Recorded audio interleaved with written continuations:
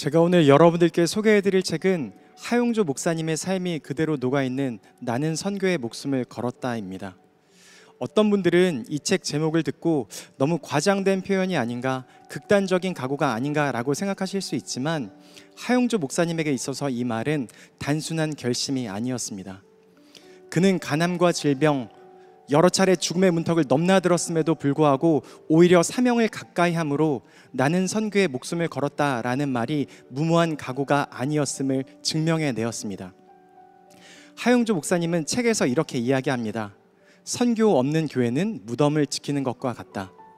그에게 있어서 교회는 건물이나 제도, 특정한 교단에 갇혀 있는 것이 아닌 복음을 들고 세상으로 나아가는 사람들의 공동체, 또 다른 교회를 낳고 파송하는 사도행전적 교회 그 자체였습니다.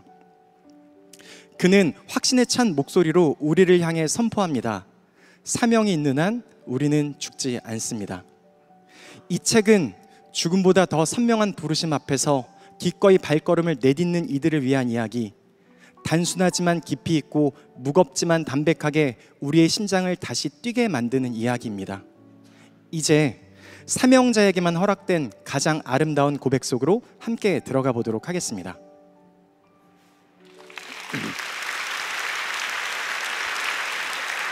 지금 3주째 여러분들과 함께 선교에 대한 이야기를 나누고 있습니다. 기억하시죠? 전능자의 그늘, 그리고 지난주에 산비, 그리고 오늘 나는 선교에 목숨 걸었다. 이 나는 선교에 목숨을 걸었다. 그리고 제가 이렇게 부제를 이렇게 잡아봤습니다. 사명이 있는 한 죽지 않는다. 목숨을 걸었다. 비장하면서도 저는 가장 행복한 말이라는 생각이 듭니다. 우리가 흔히 이런 말 하면 저 사람 뭔가 미쳤어. 그 무언가 미쳤다고 하는 말이 부정적인 의미로 들릴 때도 있지만 굉장히 긍정적인 의미로 들릴 때도 있습니다. 무언가에 미칠 수 있다고 하는 것은 굉장히 행복한 일이고요. 무언가에 미친 그 일이 의미가 있는 일일 경우에는 정말 복된 일이라는 생각이 듭니다. 제가 이 설교문을 우리 묵상팀에 넘겨주었을 때 한 장로님이 이런 이야기를 했어요. 사명이라고 하는 말이 때때로 무겁게 들리지만 이 말은 하나님이 우리를 여전히 사용하신다는 의미이다. 사명, 나에게 사명이 있습니다. 그 말이 무슨 말이라고요? 하나님이 아직 너를 사용할 만한 가치가 있다고 여기신다는 말이에요. 오늘 제가 여러분들에게 그런 질문으로 이렇게 챌린지하며 말씀에 들어가려고 합니다. 여러분들에게 어떤 사명이 있습니까?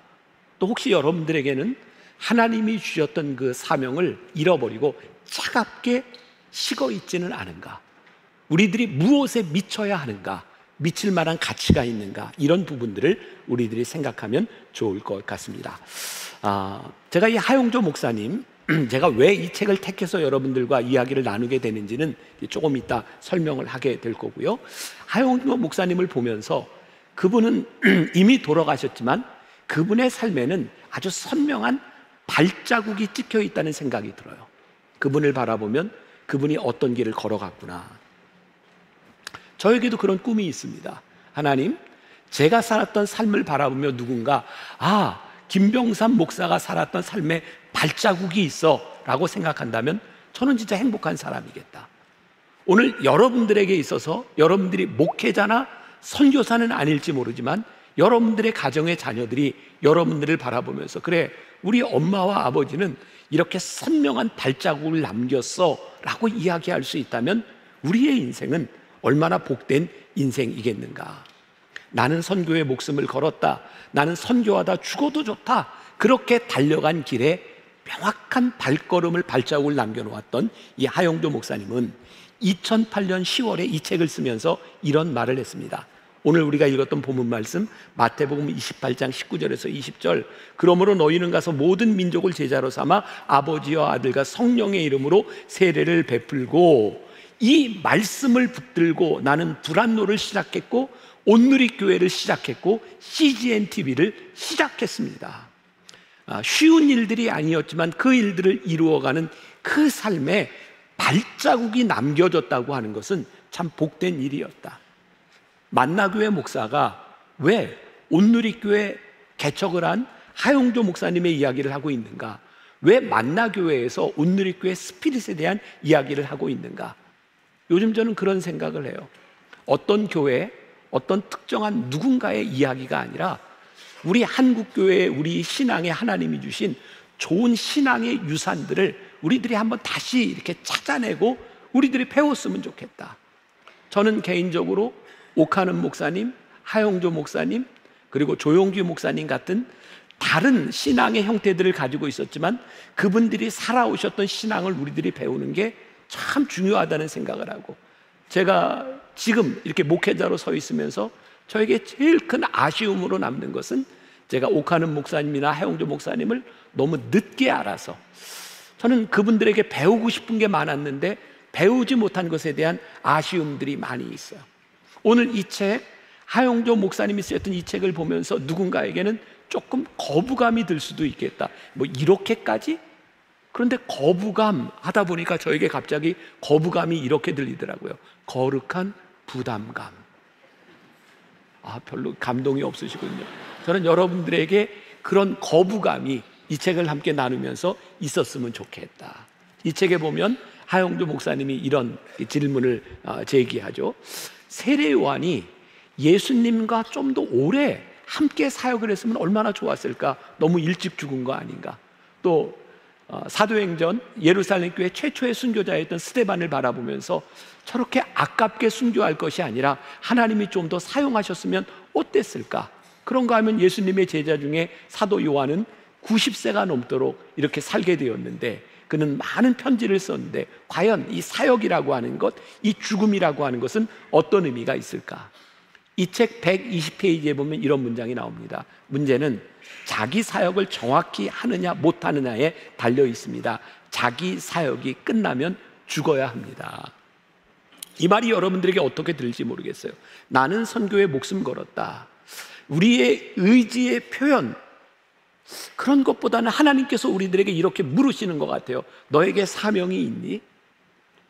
우리들의 삶이요, 오래 사는 것이 우리들에게 축복이 되어야 되지 않겠습니까? 저보다 좀 연세가 많은 분들이 죄송해요. 저보다 조금 일찍 죽으실 거죠. 그럴 확률이 많을 거예요. 근데 우리가 나이 들면 언제부터인가 우리들의 삶을 이렇게 살아가는 것이 목표가 되어버린다면 우리들의 삶의 길이가 우리들에게 어떤 의미가 있을까? 저에게도 그런 소원이 있는 거예요. 하나님, 끝까지 하나님 앞에 쓰임받는 것보다 복된 인생이 어디 있겠습니까? 그래서 오늘 이 말씀을 듣는 여러분들 가운데 물론 나이에 관계 있는 것은 아니지만 내가 나이가 많다고 생각하는 분들이 특별히 우리들에 있었던 그 사명이 살아있는가를 다시 한번 물을 수 있으면 좋겠다. 성경에 보면 유명한 히스기야 왕이 있습니다. 아시죠? 히스기야? 히스기야는 역대 왕 중에 꽤 괜찮은 왕에 속하는 종교 개혁을 시도했던 사람 중에 하나입니다. 여러분들 히스기야 하면 뭐가 떠올라요? 그가 죽음 앞에서 하나님께 기도했을 때 하나님께서 히스기야의 생명을 몇 년 연장해 주셨죠? 15년 연장해 주셨습니다. 자, 여러분들에게 물어봅시다. 15년 연장된 히스기야의 삶이 그에게 축복이었을까요? 그렇지 않았습니다. 만일 히스기야가 15년 연장된 삶을 살지 않았더라면 그는 진짜 좋은 왕으로 기억되었을지 모릅니다. 히스기야의 생명이 연장되고 3년쯤 되었을 때 그가 아들을 낳습니다. 그 아들 이름이 므낫세입니다. 들어보셨나요? 므낫세는 이스라엘의 역대 왕 가운데, 유대 왕족 가운데 가장 간악한 왕으로 기록되어 있는 사람입니다. 무엇을 추측할 수 있을까요? 히스기야에게 주었던 그 15년의 삶이 하나님 앞에 그렇게 사명자로서 충실한 삶이 아니었을지 모른다는 거예요. 그에게서 가장 간악한 왕이 나왔다는 거예요. 만일 그가 15년을 더 살지 않았더라면 그렇게 치욕적으로 기록되지 않을 삶이, 그의 삶의 여정이 연장된 삶 가운데서 기록되고 있다는 거예요. 오늘 우리들에게 주는 도전이죠. 우리들이 얼마를 사느냐에 대한 문제가 아니라 우리들이 살아가는 그 삶이 우리들에게 축복이 되어야 되겠다. 저는 요즘 60이 많은 나이는 아니지만 올해 제가 61가 되었어요. 그렇게까지는 안 보이죠. 네, 61가 되었어요. 그런데 이렇게 나이가 들면서 계속 그런 이렇게 거룩한 부담감, 하나님, 제가 끝까지 제가 품었던, 제가 생각했던 이 사명을 잃지 않도록 하나님 저를 붙잡아 주세요. 왜냐하면 주변에서 나이가 들면서 이 사명을 잃어버리는 사람을 너무 많이 보기 때문에 오늘 우리들이 살아가는 그 삶이 우리들에게 복이 되었으면 좋겠다. 자, 오늘 이 책 가운데 나오는 짧은 글을 한번 읽어 들어보겠습니다. 주여, 사람을 초청하지 않도록 해주십시오. 하나님께서 보내주시는 사람들이 이 교회에 나오도록 해주십시오. 그 사람들이 선교에 미친 사람이 되도록 해주시고 하나님께 미치도록 해주십시오. 어쩌면 여러분들에게는 별로 감흥이 없을지 몰라요. 근데 저에게는 굉장히 중요한 말로 들렸던 부분입니다. 주여, 사람을 초청하지 않도록 해주십시오. 제가 40대 초반 중반을 지날 때 제일 부러웠던 목사님 둘이 있었습니다. 한 분은 하용조 목사님이고 한 분은 조용기 목사님이었습니다. 여러분들이 굉장히 인간적이라고 생각할지 모르겠지만 어쩌면 저 교회에는, 저분들 주변에는 그렇게 돕는 좋은 교인들이 많을까? 그게 저에게, 하나님, 저에게도 좀 좋은 사람을 좀 보내주세요. 그게 너무 부러웠어요. 근데 오늘 이 책을 보면서 제가 깨닫게 된 것 중에 하나가, 이분이 기도했던 것은 좋은 사람들을 초청한 것이 아니라 하나님께서 보내주시는 사람들이 이 교회에서 하나님께 쓰임받도록 해주십시오라고 할 때 그 사람들이 하나님 앞에 좋은 동역자가 되었구나.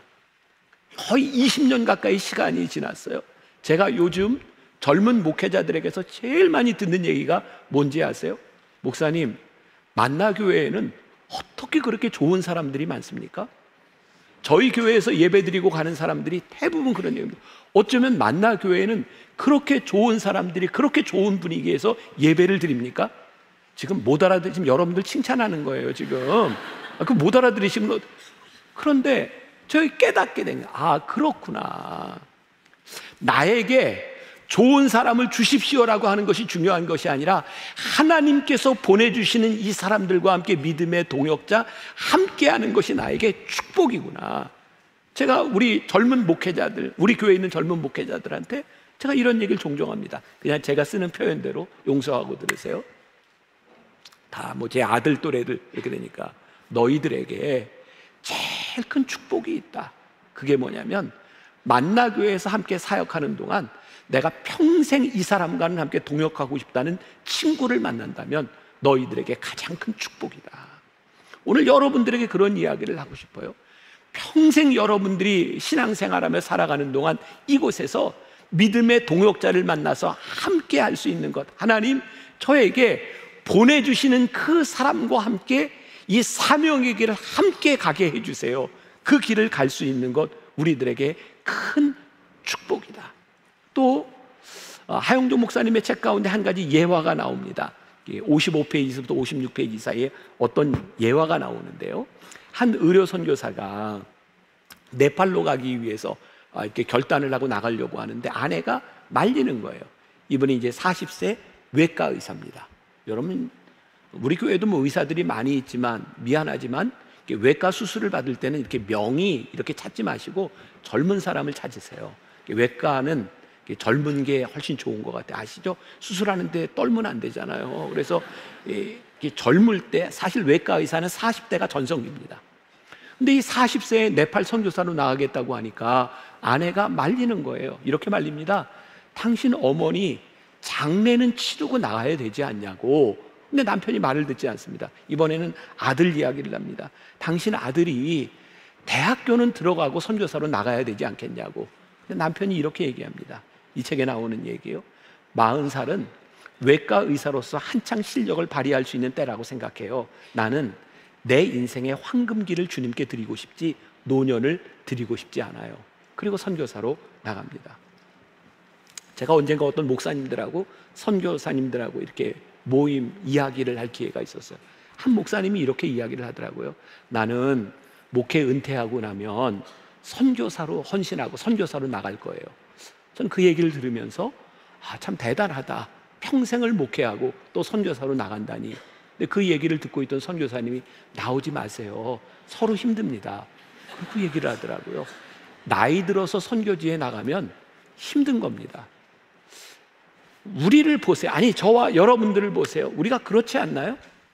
우리는 우리의 인생을 우리의 계획대로 다 살고 하나님 앞에 우리의 잉여분을 드린다고 생각할 때가 많이 있는 것 같아요. 그런데 오늘 이 책이 우리들에게 주는 도전이 뭐냐면, 하나님께 우리의 잉여분을 드리는 것이 아니라 우리의 인생의 황금기를 드릴 수 있는 것, 내 인생의 가장 귀한 것을 드릴 수 있는 것, 이거 하나님 앞에 굉장히 소중한 일이다. 예를 들어 볼게요. 여러분이 가끔 이렇게 여러 사람 식사하다 보면 그런 분들이 있어요. 여러분 좀 마음이 불편하더라도 이해하고 들으시고 앞으로 그러지 않았으면 좋겠어요. 중간쯤 먹다가 좀 남을 것 같으면 자꾸 다른 사람한테 이거 좀 드셔보세요. 다른 사람한테 주려면 먹기 전에 주세요. 왜 먹다가 남을만 하니까 줘요? 그거 별로 기분 좋은 거 아닙니다. 물론 그렇지 않은 사람보다는 나을지 모르지만, 그거 좋은 마음일지 모르지만 그렇게 유쾌한 것 아닙니다. 그렇게 하지 말라고요. 그리고 남은 거 자꾸 싸가라 그러지 마세요. 정말 주고 싶으면 새로운 걸 주문해서 싸주세요. 좀 기분 나쁘세요? 근데 그거 우리 주의해야 돼요. 저에게는 상처가 있습니다. 초등학교 때 저희 아버님이 왕십리에서 목회를 하셨는데, 그렇게 그 당시에 목회자들 생활이 그렇게 부유하지 않을 때죠. 여유가 없을 때입니다. 저하고 같은 학년의 친구가 그 교회에 있었는데, 그 어머니가 권사님인데, 그 집은 상당히 여유가 있는 집이었어요. 철이 바뀌면요, 그 권사님이 저희 집에 아들이 입던 옷을 가져와서 저에게 줬습니다. 이거 좋은 옷인데 입으라고. 저에게 상처가 됐어요. 줄 거면 새 걸 주세요. 하나님 앞에 우리들이 동일하다는 생각이 들지 않으세요? 하나님 앞에 우리들이 쓰다가 남은 거, 우리의 인생의 잉여분을 하나님 앞에 드리면서 하나님께 드린다고 이야기할 때 하나님 그렇게 유쾌하지 않으시겠다. 물론 그렇지 않은 사람보다 우리들이 나을 수 있지만, 하나님 앞에 우리들이 불리움을 받고 사명자로 살아간다고 하는 것은 우리의 인생의 잉여분이 아니라 하나님 앞에 우리의 최선을 드릴 수 있는 마음이 되는 것. 이 하용조 목사님의 책 가운데 나의 하루 23 청년 하용조의 친필 일기에 보면 1969년 2월 20일 일기 중에 이런 부분이 나옵니다. 주여, 바울처럼 베드로처럼 살다 죽게 해 주시옵소서. 주님의 마지막 날을 준비하며 외치다 죽게 해 주시옵소서. 아버지요, 이 가난에 뛰어들고 이 민족의 핏줄에 나는 주님의 피를 대어야 되겠습니다.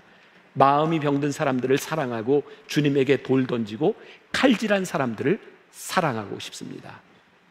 그렇게 결심했던 그의 삶이 하용조 목사님의 삶을 여기까지 이끌어준 것은 아니겠는가. 조금 더 낭독을 또 듣고 말씀으로 이어갑니다. 모든 백성, 모든 족속, 모든 열방이 예수 그리스도를 믿게 하기 위해 어떤 이는 목사로, 어떤 이는 선교사로, 또 어떤 이는 성도로서 직업을 통해 생활을 통해 사명을 감당하도록 부르신 것입니다. 이렇게 이야기합니다. 여기에는 목사로 부르심을 받은 사람도 있고, 여러분들은 성도로 부르심을 받은 사람도 있고, 여러분들의 각자의 삶에서 부르심을 받았는데, 이 책에 특별히 청년들에게 도전을 주는 글이 있어요. 들어봅니다. 첫째, 대학 기간을 5년으로 생각하라. 대학 2학년 때 1년을 휴학하고 선교지로 가라. 둘째, 직장을 갖기 전 1년을 다시 한번 헌신하라. 최소한 생애의 2년은 반드시 하나님께 드립니다. 월급을 받지 말고 맨몸으로 헌신해야 합니다. 국내외 상관없이 어디서든지 말이죠. 요즘 같은 시기에 선교지에 직접 가는 것은 어렵게 되었습니다. 가던 길을 하나님께서 막으셨다면 하나님께서 다른 길을 열어놓으셨을 겁니다. 사도 바울도 그랬습니다. 성령이 아시아에서 말씀을 전하지 못하게 하시거늘 비두니아로 가고자 애쓰되 예수의 영이 허락하지 아니하시는지라. 사탄이 방해하는 경우라면 문제를 뚫고 나가야 하지만 하나님께서 쉼표를 찍으셨다면 주님의 섭리를 믿고 기다려야 합니다. 쉼표를 마침표로 만들어서도 안 됩니다. 선교에는 끝이 없습니다. 이 글에서 여러분들에게 어떤 것이 느껴지시나요? 마지막 부분에 하나님께서 혹시 우리들에게 쉼표를 찍으셨는데 혹시 여러분들의 삶에 마침표를 찍고 있는 부분은 없는가? 하나님이 우리를 부르셨던 부르신 가운데 하나님이 잠시 막으셨던 그 부분에서 우리는 다 잃어버리고 있는 것은 아닌가. 하나님이 우리들의 삶에 찍었던 쉼표를 마침표로 만들지 말아라. 그리고 또 조금 레디컬한 이야기죠. 청년들에게 이렇게 얘기합니다. 얘들아, 너희들의 대학생 생활을 4년이라고 생각하지 말고 5년이라고 생각하고 그 중에 1년을 하나님께 드려. 직장 생활하는 청년들에게 얘들아, 너희들이 직장을 시작하기 전에 1년을 하나님께 드려. 아주 레디컬하고 너무 과격하게 들리는 이야기일지 모르지만 저는 그런 생각을 해요. 하나님께서 우리들에게 주신 이 인생의 이 시간들 가운데 하나님 앞에 순전히 우리들의 삶을 들여보는 그 경험, 그 결심들은 우리들에게 굉장히 중요한 것이다. 저는 저희 아이에게도 그리고 청년들에게도 그런 이야기를 해요. 하나님께서 우리들에게 주신 인생의 길이를 본다면 1년 그거 아무것도 아니다. 하나님이 우리를 쓰시려고 할 때 우리들이 어떤 인생이 되느냐가 중요한 것이지 너무 조급하게 굴지 말아라. 저는 사실 이런 말을 할 자격이 좀 없죠. 왜냐하면 저는 대학도 신학교를 나오고 신학대학원을 나와서 그리고 바로 목사가 돼서 저는 사역을 하면서 월급을 받고 사역을 하는 사람들이에요. 어쩌면 우리 교회에 있는 대부분의 목회자들이 저와 같은 길을 가고 있고 일반 직장 생활에 이런 걸 경험해 보지 않았다는 측면에서 저는 목회자로서 핸디캡이 좀 있다고 생각해요. 아, 나도 젊은 시절에 이런 경험이 있었더라면, 이런 헌신의 경험이 있었더라면 조금 더 자신 있게 이야기할 수 있었을 텐데, 저는 교회에서 사역을 하면서 제일 무서운 사람들, 이 무섭다는 게 부정적인 의미가 아니에요. 우리 교인들을 바라보며 우리 목회자들은 교인들이 무서운 거예요. 왜? 하나님께 예배드리고 헌신하고 충성하고 헌금하는데 봉사까지 하는 거예요. 우리 목회자들은 월급을 받고 사역을 하는데 헌금하고 사역하는 우리 교인들을 바라보면 무서운 거예요. 왜? 이 무서움이 긍정적인 의미의 무서움이에요. 귀하다는 생각이 드는 거예요. 우리들의 사명을 위해서 우리들이 얼마나 헌신할 수 있는가, 우리들의 삶에 마침표를 찍는 것이 아니라 하나님께서 쉼표를 찍어주셨는데 오늘 우리들에게 뛰었던 우리의 가슴이 지금도 뛰고 있는가? 사람들은 선교라는 이야기를 하면 이런 의문을 제기하기도 합니다. 아, 우리들이 선교한다고 하는 게 혹시 다른 나라에 잘 살고 있는 사람들에게 가서 뭐 이렇게 문화적인 문화 침탈 혹은 너무 제국주의적인 그런 건 아니야? 이 책에서는 사도행전 4장 12절을 들어서 이렇게 이야기합니다. 다른 이로서는 구원을 받을 수 없나니 천하 사람 중에 구원을 받을 만한 다른 이름을 우리에게 주신 일이 없음이라 하였더라. 우리가 선교의 목숨을 걸어야 되는 이유가 뭐라고요? 다른 이름으로서는 구원을 받을 수 없으니. 여러분, 이 선교라고 하는 것이 단순히 해외에 나가는 그런 이방 민족에게 나가는 것만을 의미하는 것이 아니라 우리들의 삶의 한가운데서 다른 이로서는 구원을 받을 수 없는 그 사람들에게 우리들이 어떻게 구원받을 수 있도록 살아가는가. 하영조 목사님은 온누리교회를 통해 액트 29이라고 하는 유명한 책을 통해서도 이야기했죠. 사도행전적 교회를 꿈꿨어요. 온누리교회 스피릿 중에 하나가 이 사도행전적 교회를 꿈꾸며 이 책에 보면 이런 이야기를 합니다. 초대교회 성장과 더불어 하나님께서는 예루살렘 교회에 고난을 허락하셨습니다. 만일 하나님께서 예루살렘 교회에 고난을 허락하시지 않았다면 예루살렘 교회는 흩어지지 않았고 그들을 통해서 복음이 전파되지 않았을지도 모릅니다. 하나님의 비전은 고난이라는 음식을 먹고 자랍니다. 이 사도행전 교회를 꿈꾼다는 책에서 그런 이야기를 해요. 제가 요즘 가지는 갈등 가운데 하나입니다. 광고 시간에도 잠깐 이야기했지만, 하나님, 우리 교인들이 우리 예배가 너무 편안해지는 것은 아닌지 두렵습니다. 고난이 우리들에게 사라짐으로 인하여 하나님 우리들의 사명도 잃어버릴까 두렵습니다.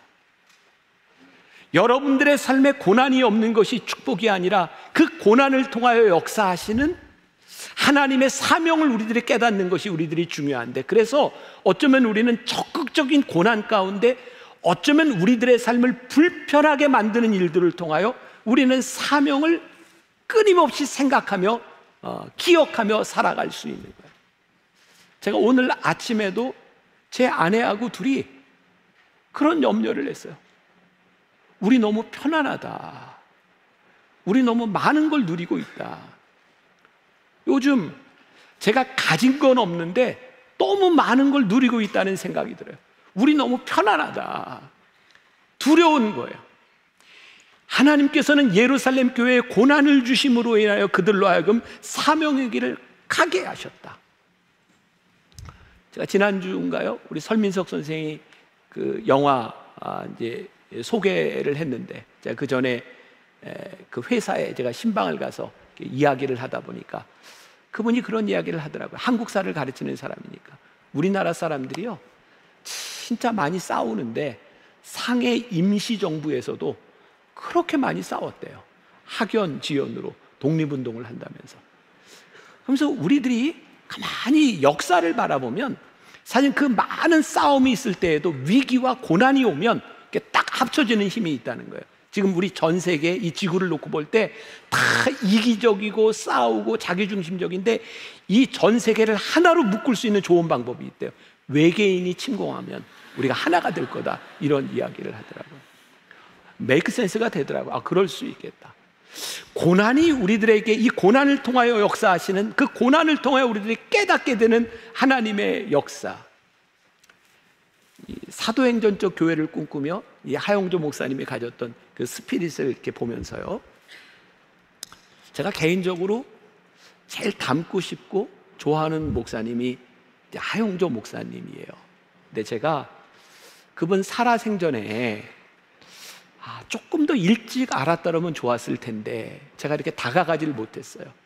이유는 그 당시에 한국 교계에 이렇게 막 세습 이런 얘기들의 부정적인 생각들이 있어서, 제가 아버님 목회하시던 이 교회를 제가 담임하면서 제가 굉장히 위축돼 있었고 제 안에 스스로 이렇게 방어막을 쳤던 것 같아요.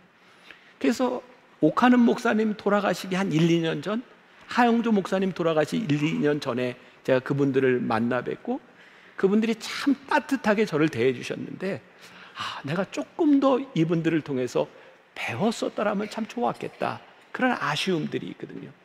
근데 저는 이제 하용조 목사님을 이렇게 보면, 그분의 책이나 오늘의 교회 이렇게 목회를 바라보면 다른 사람은 어떻게 느끼는지 모르지만 그 안에 제가 있어요.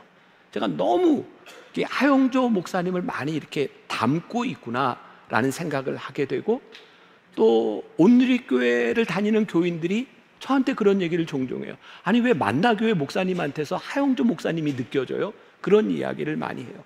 근데 이 하용조 목사님 이 목회 가운데 하나가 무덤에서부터 나오라는 이야기를 합니다. 우리들이 가지고 있는 어떤 교리, 우리의 전통, 이런 것에서 뛰쳐나와서 우리들이 어떻게 다이나믹하게 복음을 전하고 어떻게 하나님의 일을 할 수 있는가. 그분은 선교의 목숨을 걸고 그 무덤 같은 곳에서 나와서 예루살렘 교회에 머물지 아니하고 안디옥 교회를 개척했던 것처럼 그런 선교의 꿈을 꿨던 분이에요. 온누리 교회가 장로교 통합측 교회라고 하는 사실을 모르는 사람들이 참 많습니다. 왜? 그 교회는 그런 교리적인 것이나 교단적인 것을 내세우지 않았기 때문에 그래요. 지금 여러분들이 예배하고 있는 이 만나교회가 감리교회다, 이걸 모르는 사람이 참 많습니다. 저는 한 번도 우리 교회가 감리교회이기 때문에 자랑스럽다는 얘기를 해본 적이 없습니다.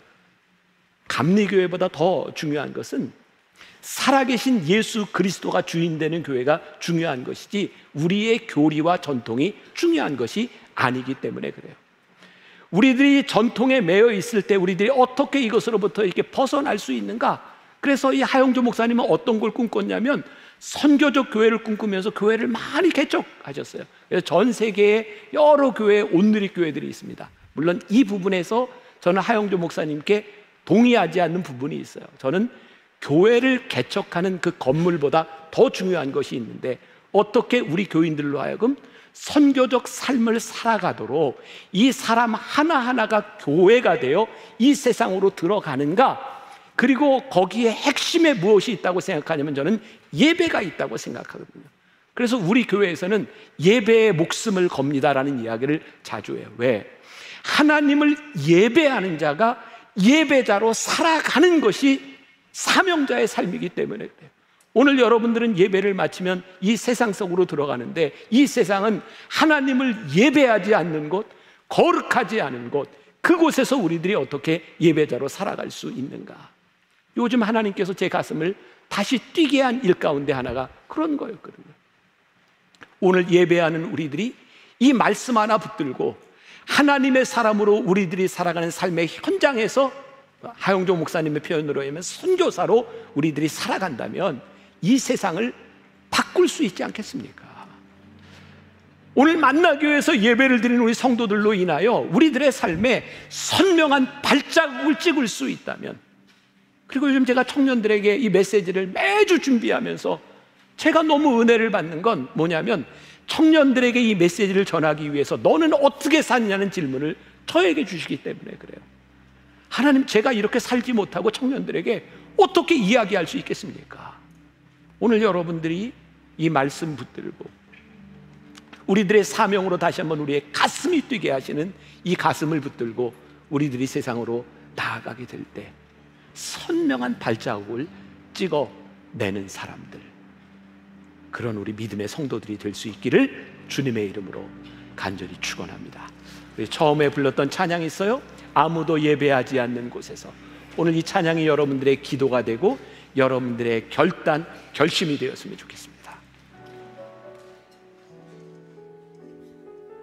찍어내는 사람들이 될 수 있기를 원합니다.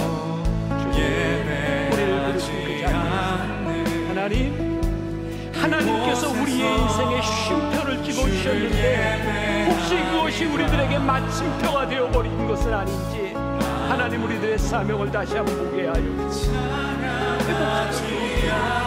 하나님 우리들이 살아가는 우리들의 삶이 복된 축복이 되고 덮어지게 하소서. 내가 선이고 주의 거룩한 곳 되게 하소서. 주의 양미로 물들이소서. 오늘 예배하는 우리 성도들, 언제부터인가 우리의 가슴이 차갑게 식어버리지는 않았는지, 하나님께서 잠시 우리들의 삶에 쉼표를 찍어주셨는데 우리는 마침표를 찍고 살아가고 있는 것은 아닌지, 하나님 앞에 우리의 사명을 다시 한번 돌아보게 하여 주옵시고, 하나님 다시 한번 우리의 가슴이 뛰게 하여 주옵시고, 오늘 예배를 마치고 나가는 그곳, 아무도 하나님을 예배하지 않는 그곳에서 우리들이 예배자로 하나님을 드러내는, 주의 보혈로 이 세상을 덮어버리는 그런 예배자의 삶을 살게 하여 주옵소서. 지금은 우리 주 예수 그리스도의 은혜와 하나님 아버지의 무한하신 사랑과 성령의 인도하심이 다시 한번 우리의 사명을 붙들고 이 세상으로 담대히 나아가는 당신의 사랑하는 모든 백성들 위해 지금부터 영원까지 함께 하시기를 간절히 축원하옵나이다. 아멘.